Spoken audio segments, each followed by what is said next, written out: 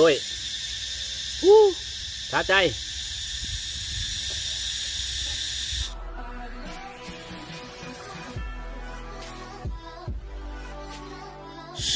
สบายดีตอนเช้าโตตื่นเช้ามาย่างกายบนนี้หอมดอกไม้กำลังออกดอกแล้วก็มีแมงกระเบื้อมาบินตอมเอาน้ำหอมฟังเสียงจักจันพร้อมยางแหงเลยหลายมันมาดูดเอาเกสรน้ำหอมของดอกไม้เนาะ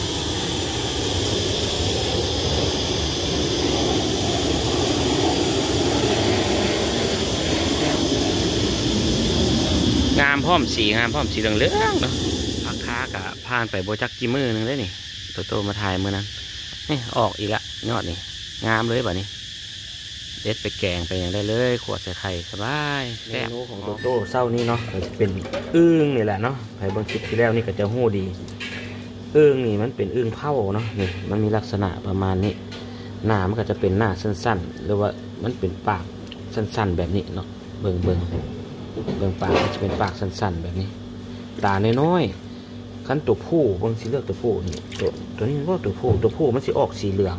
ตัวแม่มันสีออกสีดำตัวผู้สีออกสีขาวจังหน่อยวะอันนี้กับตัวแม่เดี๋ยวนี้ตัวนี้น่าจะเป็นแม่เมื่อตัวผู้นี่มันสิเป็นตัวยาวกว่าตัวแม่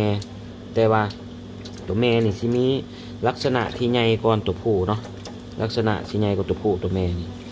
แล้วก็ท้องนี่หนังท้องอันนี้นี่สีบางตัวแม่นี่สีเหลียวเห็นไข่ทางในเนาะสีเหลียวเห็นไข่ทางในนี่เป็นเผาเขาเนาะแต่ว่าลักษณะก็สิประมาณนี้แต่ว่ามันหากินแบบใดเนาะนี่มันก็กินพวกแมงไม้อยู่ตามมาแมงเมาบอแมงไม้ชนิดน้อยก่อนมันเนาะน้อยก่อนมันแล้วก็มันสิออกมาแต่ช่วงที่ว่าหน้าฝนใหม่ฝนตกใหม่พายุเข้าบ่ฝนตกใหม่เพิ่นสิออกมาปกติเพิ่นสิอยู่ขุดดินอยู่ถ้ำฝังตัวเองไว้ในถ้ำในช่วงยามร้อนฤดูร้อนเป็นประเภทดินทรายเนาะอย่างนี้ฝนตกปุ๊บเพิ่นจะออกมาเพื่อออกมาผสมพันธุ์มันไปแล้วมันผสมพันธุ์เดี๋ยวแล้วฝนตกใหม่ปุ๊บเพิ่นจะออกมาผสมพันธุ์มันตัวผู้กับตัวแม่มันก็จะขี้กันแบบนี้เนาะประมาณนี้ถ้าออกมากับเป็นตัวหวกน้อย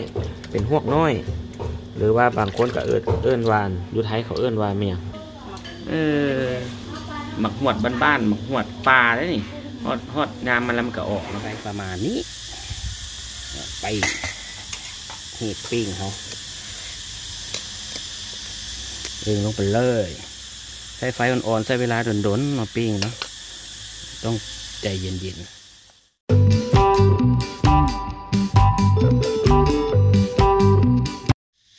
แล้วก็ปิ้งไปนางเฝ้าไปมันพริกแล้วก็เดี๋ยวตำแก้วรอเนาะ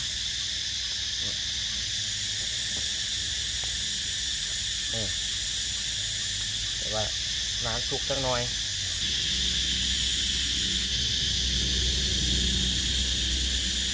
บรรยากาศกะเสียงจักจันห้องแจ้วนั่งเฝ้าปิ้งอึ่งไปเนาะอาหารสั้นเลิศ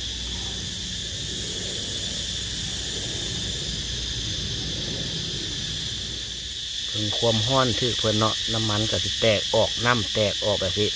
เพื่อให้แบบคือเขาต้มทางในมันเลยไปเลยในโตเนาะ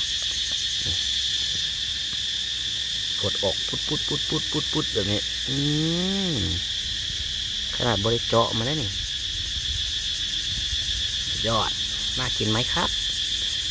ยอดเลยโตเป้งไข่ทั้งนั้น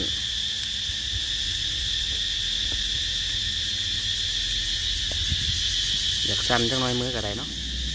ตำตาเขารอปิ้งอึ่งกะตำแก้วถ่าตำมะแคนก่อน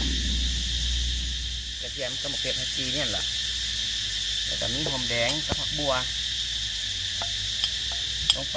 เกลือเป็นหัวโตกะตวงมาละพอดีเลยละตำให้เข้ากันเลยอุ้ย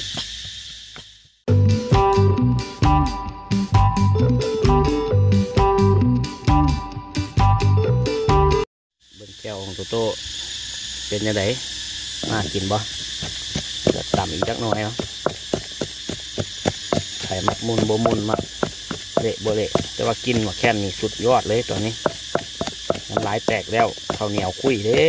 แล้วล้าวทั้งนั้นเลยวะเนี่ยของบ้าน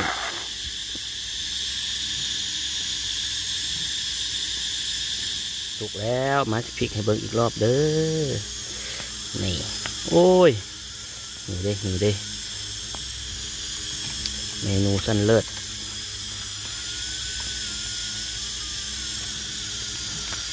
กรอบย่างคักกรอบพร้อมหนังนี่ใครเราอยากกินก็ลองไปซื้อมาเห็ดกินเบิ่งได้เนาะตอนนี้มีขายเยอะแยะไปดูมาแล้วต้องกินก็กินโดนๆกินเทื่อเนาะเพราะว่ามันมีวิตามินสูงเป็นไดยอดอลังการสบายดีอีกรอบเนาะมามีผักกลับพร้อมหนึ่งสองสามสี่ห้าหกเจ็ดแปดโตตัดเอาตัวใหญ่กว่ามูเลยตัวใหญ่ใหญ่กว่ามูนี่เลยนี่ใหญ่กว่ามูเลยนี่ให้เบิ้งเขาปิ้งเขาบ่ต้องเอาขี้เอาอย่างออกเลยเขาจะบ่ใส่ขี้ได้เบิ้งโอ้เห็นบ่จอบ่สุดยอดเลยหิวให้เบิ้งจักหน่อยไข่บิให้เบิ้งบิไข่เบิ้งนี่มันสิหัวมันสุกหรือบ่สุก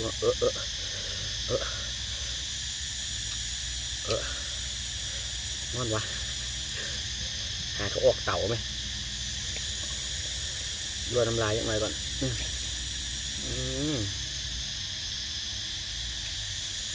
มันแข็งโคตรมันสุกดีกันนะไงโอ้ยน้ำมันแตกนัว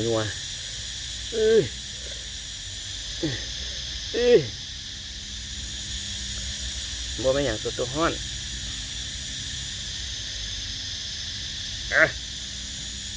ไงสิเลยเราต้องใส่มือกินแบบนี้นี่ไข่มันนี่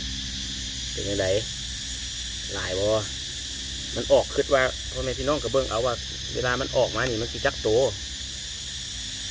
มันหลายอีหลีเลยล่ะแล้วก็บริเวณสัตว์สงวนเด้อเป็นบริเวณสัตว์สงวนเนาะกินได้อยู่แล้วสบายนี่น่ากินบ่มาลุยบ่ไม่หนังเห็ดให้มันเย็นดิแม่นสิให้มันเย็นก่อนว่ามันแซ่บขนาดใด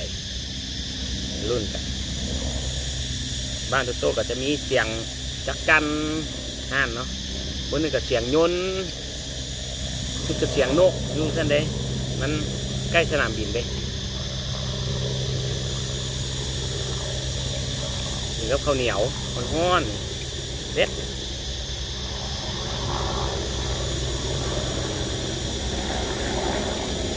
จะให้คนได้เห็นความแซ่บนะ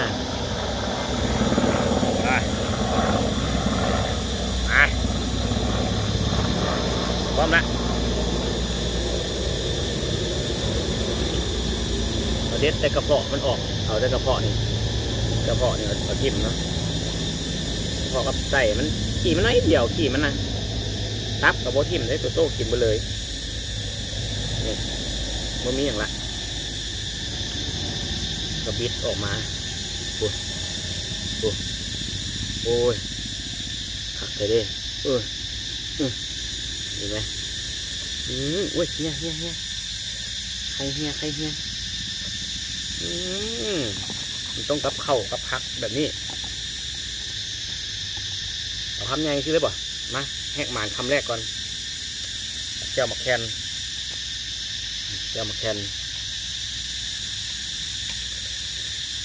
ช่วยเข้าไปเปล่าก่อน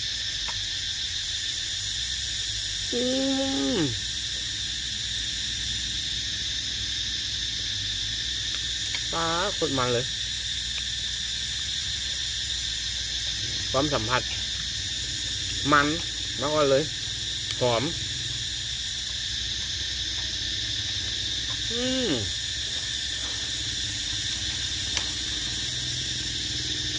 าโท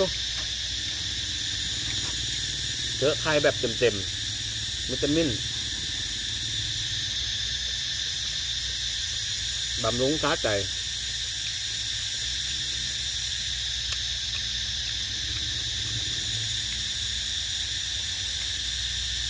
ไข่เล็กขาน้อยมันกินได้เบิด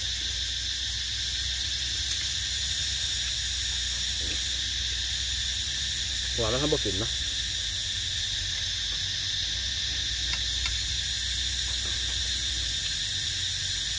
ตับ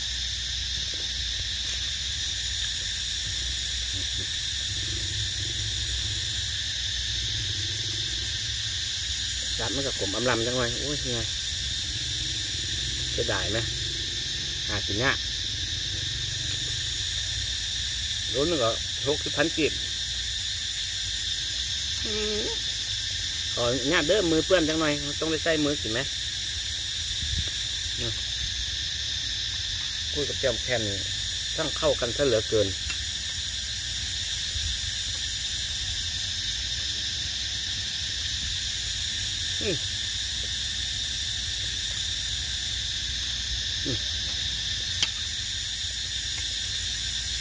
กินมันกับให้เหลือ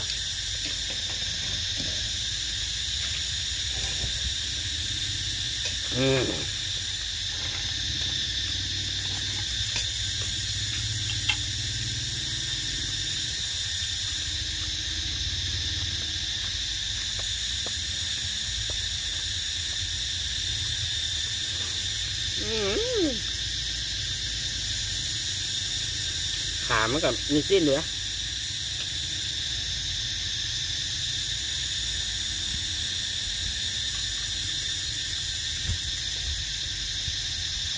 เป็นไอ้นี่โตนึงใช่ป่ะนี่ครับเข้านี่ว่าอิ่มคุณใด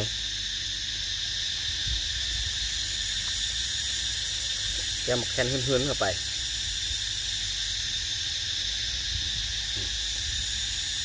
มือกับสั้นๆ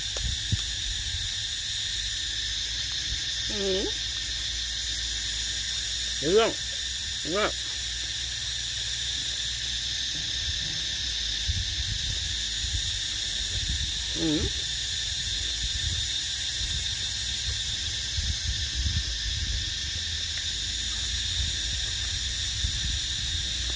ดีมันออกมา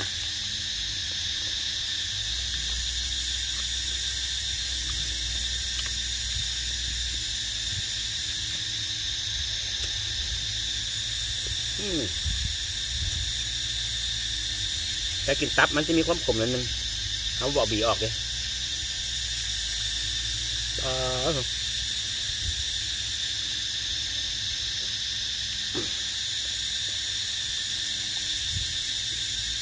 โดยท้าใจ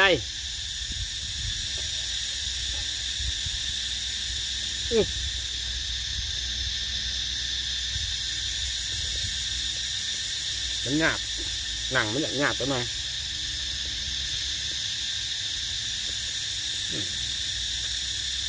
นี่ใครไปด้วยหนึ่ง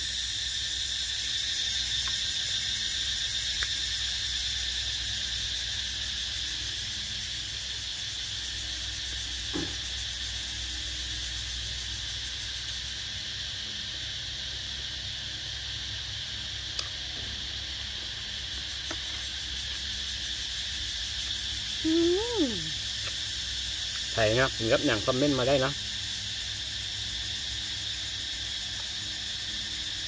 กับจำแผ่นมือน้ำยากโอ้ยมันมีน้ำเย็นๆลองคอไม่แห้งเงาเว้ยนี่ติดราคาบนฮะตัวที่ 2ธรรมดานี่กินได้หลายคำเลยแหละนี่โต้ซัดคำเดียวเลย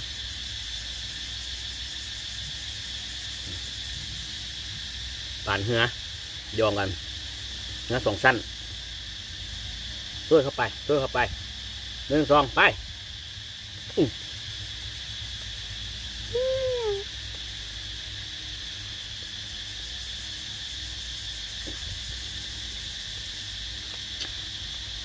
ยอดขาเมี่ยงก่อนใส่กระเพาะมันใส่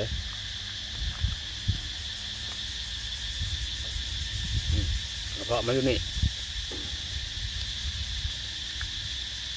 ใส่เสื้อออกเดี๋ยวเอาออกมันกินเล็มทีหลังยังไม่กินอยู่ขาออกครับสะใจซะจริงๆ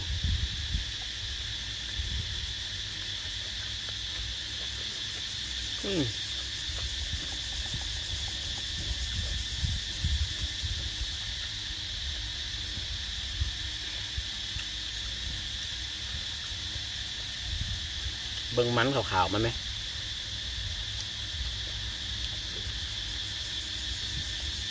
คือว่าโต้ว่าบางคนก็น่าจะเลี้ยงขายได้ละเพราะว่ามันแซ่บอิลีมีตลอดปีที่เด็ดห่วงน้อยคือกันลูกมันลูกออสอย่างไรตัวห่วงนะโอ้แซ่บมาเห็ดคือโต้เห็ดแต่เบิ่งคลิปเก่าๆโต้ได้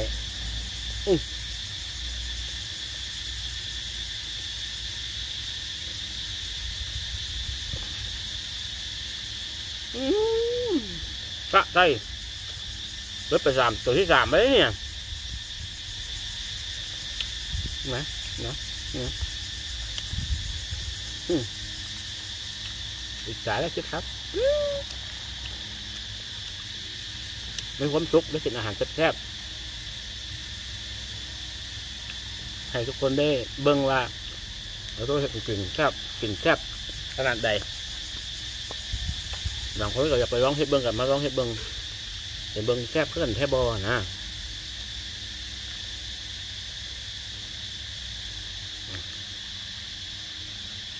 นับเป็นครูคำสุดท้ายคำนี้เพราะว่าตรงไม่ด่า2มนุษย์อ้วน3จะโตเกิน3พอคำนี้จะมิ้นสูงกินแน่ใครเป็น FG ที่เข้ามาเบิ่งไม่เบิ่งคลิปนี้อย่าลืมกดไลค์กดแชร์กดติดตามให้ช่องโตโต้เวียงจันทร์แน่แล้วก็กดกระดิ่งเพื่อเบิ่งคลิปใหม่ๆของโตโต้พร้อมติ้งเพราะจ่ายอย่างบุสุภาพหรือว่าบุถือบุต้องแล้วก็ขออภัยมาลวงหน้าไว้ก่อนเนาะบางทีเอาบุถือหูของหลายๆคนบางทีก็ทันตัวใดมันเป็นประโยชน์อะเอาไปนำใช้ตัวใดโตโต้ว่าพิษกับขออภัยมาตรงท้ายครับมันเลย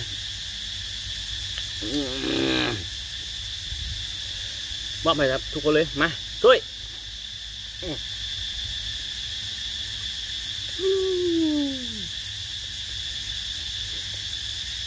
สบายดี